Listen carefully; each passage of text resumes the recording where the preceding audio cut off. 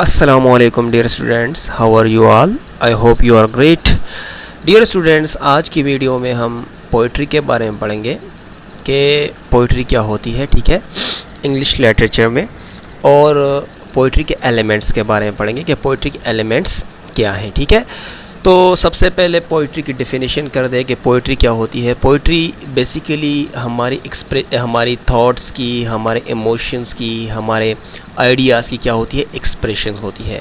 लेकिन ये एक्सप्रेशन जो होती है ये एक वर्ड्स की अरेंजमेंट होती है, और ये वर्ड जो होते हैं ये इसकी अरेंजमेंट जो होती है वो रिदमेटिकली अरेंजमेंट होती है, ठीक है। जैसे कि स्टेंजास में आप देख सकते हैं, और इनमें जो होती है रेमिंग वर्ड्स होती हैं, रिदम होता है, ठीक है। तो ऐसे अरेंजमेंट में जो हम अपने थॉट्स को, अपने इमोशंस को या अपने आइडियाज़ को एक्सप्रेस करते हैं, ठीक है। तो ऐसे फॉर्म ऑफ राइटिंग को हम क्या कहते हैं, पोइट्री कहते हैं, ठीक है। अच्छा, using imagery and sense to express the way we feel about a subject. और इसमें क्या होता है, ज़्यादातर इमेजरी और सेंस एक्सप्रेशन का जो है वो यूज़ होता है कि क्या होता है कि हम एक सब्जेक्ट के हवाले से सब्जेक्ट के बारे में क्या फ़ील कर रहे होते हैं, एक्चुअली हम एक सब्जेक्ट के बारे में क्या बता रहे होते हैं। तो ये क्या होता है, ये पोइट्री में इस टाइप की जो होती है वो राइटिंग होती है, ठीक है। और इसमें ज़्यादातर क्या होता है, इसमें ज़्यादातर जो होता है वो फिगर ऑफ स्पीच का, लिटरेरी टर्म्स का क्या होता है, यूज़ होता है, ठीक है। It doesn't have to rhyme, ठीक है। तो ये था पोइट्री की डेफिनेशन के पोइट्री जो होती है वो हमारी इमोशंस या आइडियाज़ या थॉट्स की क्या होती है, एक्सप्रेशन होती है। लेकिन ये एक्सप्रेशन क्या होती है, arrangement of words most often dramatically words की जो अरेंजमेंट होती है उसमें होती है, जिसमें हमारे पास क्या होता है, लिटरेरी टर्म्स यूज़ होते हैं, और स्टेंजास होते हैं, रेमिंग वर्ड्स होती है, रिदम होती है, ठीक है। तो इस किस्म की अरेंजमेंट में जब हम अपने फीलिंग्स, अपने थॉट्स, अपने आइडियाज़ को एक्सप्रेस करते हैं अबाउट सब्जेक्ट्स, तो ये क्या होता है, ये पोइट्री होती है। इस किस्म की राइटिंग को या इस किस्म स्टाइल ऑफ राइटिंग को हम क्या कहते हैं, पोइट्री कहते हैं, ठीक है। अब बात करते हैं पोइट्री के एलिमेंट्स के ऊपर। तो बेसिकली पोइट्री की जो एलिमेंट्स होती हैं ज़्यादातर वो क्या होती हैं, वो फिगर ऑफ स्पीच ज़्यादातर उसमें यूज़ होते हैं, ठीक है। पोइट्री अगर आप देख ले तो ज़्यादातर पोइट्रीज़ में क्या होते हैं, ज़्यादातर ये मोस्ट ऑफ द पोइट्री में क्या होता है, फिगर ऑफ स्पीचेस का क्या होता है, यूज़ होता है। तो इसीलिए ये एलिमेंट्स जो है इसकी, ये फिगर ऑफ स्पीच जो है इसकी द मोस्ट इम्पॉर्टेंट एलिमेंट्स जो है वो फिगर ऑफ स्पीचेस हैं, जैसे कि सिमिली है, नोमोटोपिया है, मेटाफोर है, इडियम है, हाइपरबोले है, ठीक है, थीम है, सेंस है, इलिट्रेशन है, पर्सनिफिकेशन है, इमेजरी है, रेम है और रिदम है, ठीक है। तो ये क्या है, ये पोइट्री के एलिमेंट्स है, ठीक है। अब इन एलिमेंट्स को हम क्या करेंगे, वन बाय वन डिस्कस करेंगे, पढ़ेंगे कि ये एलिमेंट्स क्या है, ठीक है, और ये किस पर्पस के लिए पोइट्री में क्या होते हैं, यूज़ होते हैं, ठीक है। फर्स्ट नंबर है सिमिली। तो सिमिली जो है ये एक फिगर ऑफ स्पीच है, एक लिटरेरी डिवाइस है, और बेसिकली राइटर्स जो होते हैं इनका यूज़ करते हैं कि दो अनकंट्राडिक्टरी वर्ड्स के दरमियान क्या करें, कंपैरिजन करें, ठीक है। ये दो चीज़ों के दरमियान क्या होता है, कंपैरिजन होता है, और इनमें जो दो कंजक्टिव वर्ड्स का यूज़ होता है वो एक है लाइक और दूसरा है एज, ठीक है। ये नीचे इसकी एग्जांपल्स है, the milk taste like pickles. अब पिकल्स के साथ क्या है, मिल्क का जो एक कंपैरिजन है, और लाइक वर्ड जो है एक कंजक्टिव वर्ड है, इसका यूज़ किया हुआ है, ठीक है। तो इस तरह की जो है होती है राइटिंग होती है, और इस तरह की जो कंपैरिजन होती है इसे हम क्या कहते हैं, इसे हम सिमिली कहते हैं, ठीक है। It was a dry as a bone, आप देख सकते हैं, it was a dry as a bone, इसके फिर एक कंजक्टिव वर्ड का यूज़ है, life is like a box of chocolate, और लाइफ जो है वो चॉकलेट बॉक्स की तरह है। यहाँ इस सेंटेंस में जो है हमने लाइफ को क्या किया, चॉकलेट के बॉक्स से कंपैरिजन किया, ठीक है। तो इस तरह की जो होती है कंपैरिजन होती है, इनडायरेक्ट कंपैरिजन, इसे हम क्या कहते हैं, सिमिली कहते हैं। अच्छा, ये जो सेकंड है ये है नोमोटोपिया है, और ये बेसिकली क्या होते हैं, using words that sound like there meanings.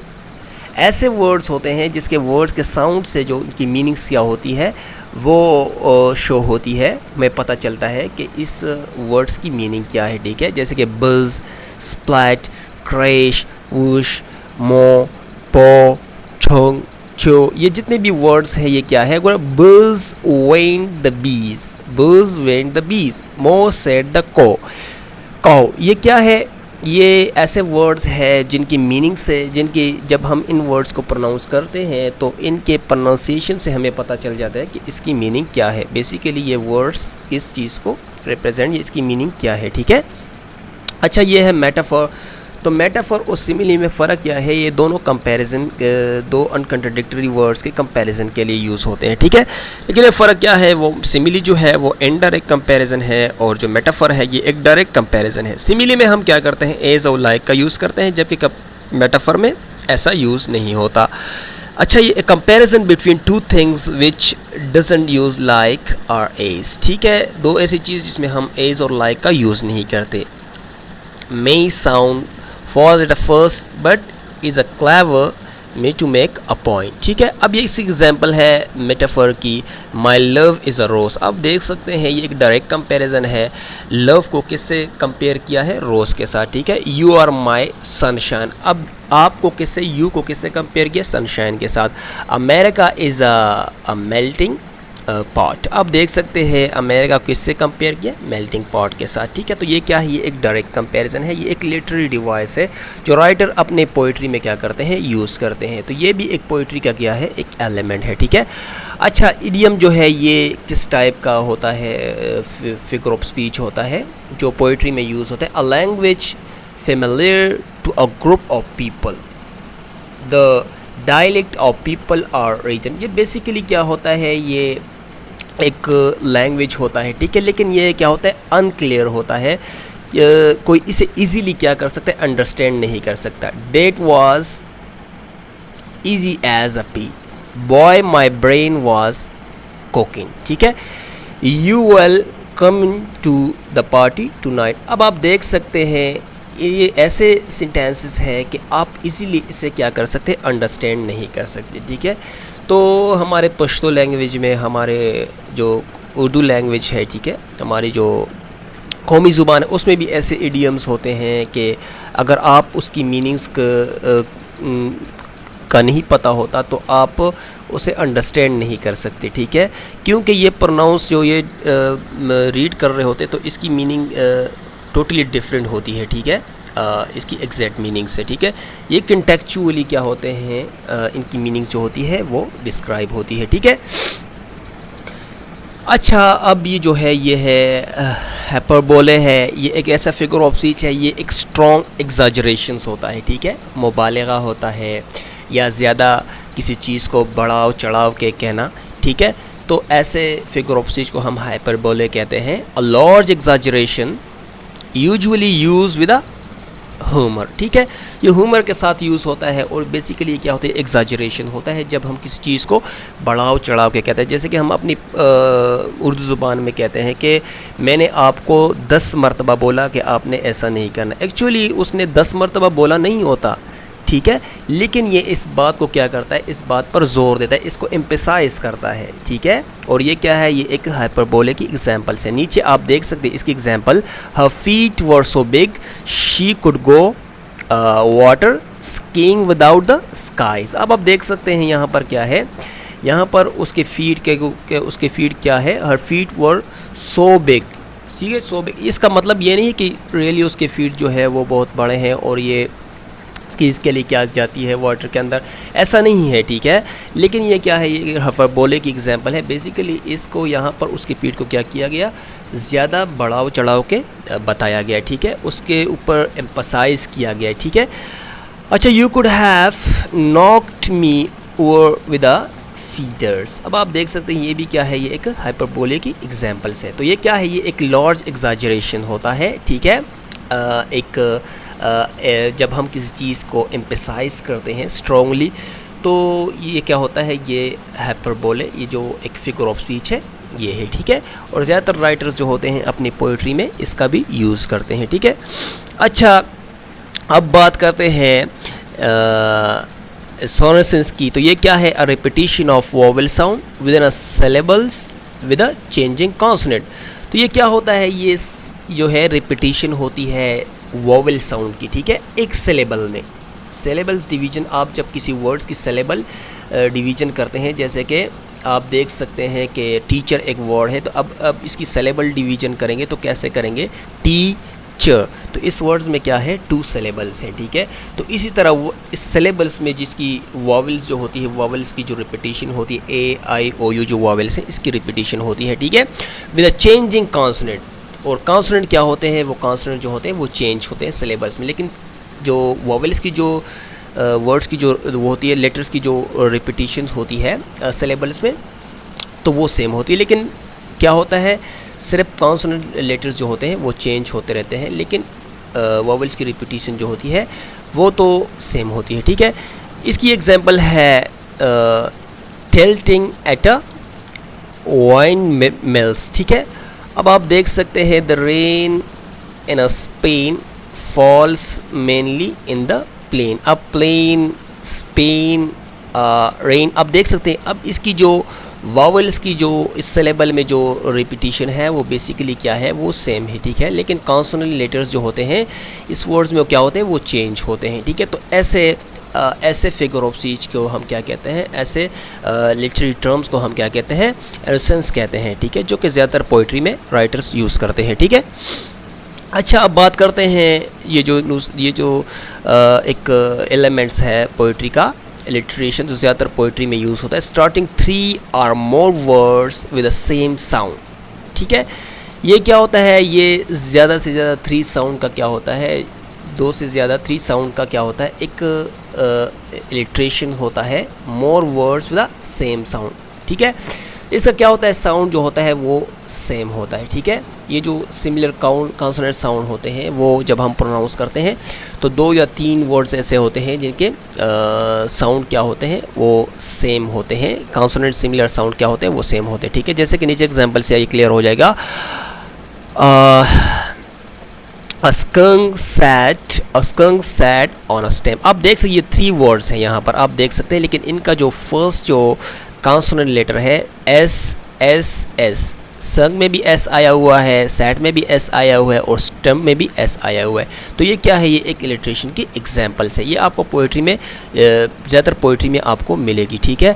तो इस किस्म की जो साउंड की जो रिपीटिशंस होती है इसको हम क्या कहते हैं, इलिट्रेशंस कहते हैं। ज़्यादातर मोस्टली कॉन्सोनेंट साउंड जो होते हैं, ठीक है, कॉन्सोनेंट साउंड की जो रिपीटिशन होती है, ठीक। Starting 3 words are more words with the same sound. ऐसे वर्ड 3 साउंड या ऐसे 3 वर्ड्स या 3 से ज़्यादा जिसकी स्टार्टिंग क्या होती है वो सेम साउंड से होती है, जैसे कि एस है, सेट में भी एस है और स्टेम में भी एस है, ठीक है।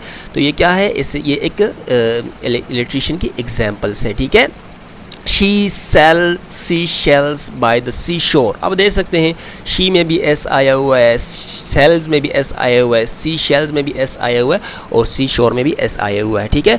तो ये क्या है, ये एक इलिट्रेशन की एग्जांपल है, ठीक है। अच्छा, अब बात करते हैं पर्सोनिफिकेशन के बारे में। पर्सोनिफिकेशंस भी एक लिटरेरी टर्म्स है, एक लिटरेरी डिवाइस है, एक टूल्स है जो कि ज़्यादातर राइटर्स जो होते हैं पोइट्री में यूज़ करते हैं। Assigning the qualities of a person to something that is an human. ये क्या होता है, ये बेसिकली जब हम एक नॉन लिविंग थिंग को लिविंग थिंग की क्वालिटी देते हैं, ठीक है, तो ये क्या होगा, ये एक पर्सोनिफिकेशन की एग्जांपल्स होगी, ठीक है। अच्छा, नीचे इसकी एग्जांपल है the leaves danced in the wind.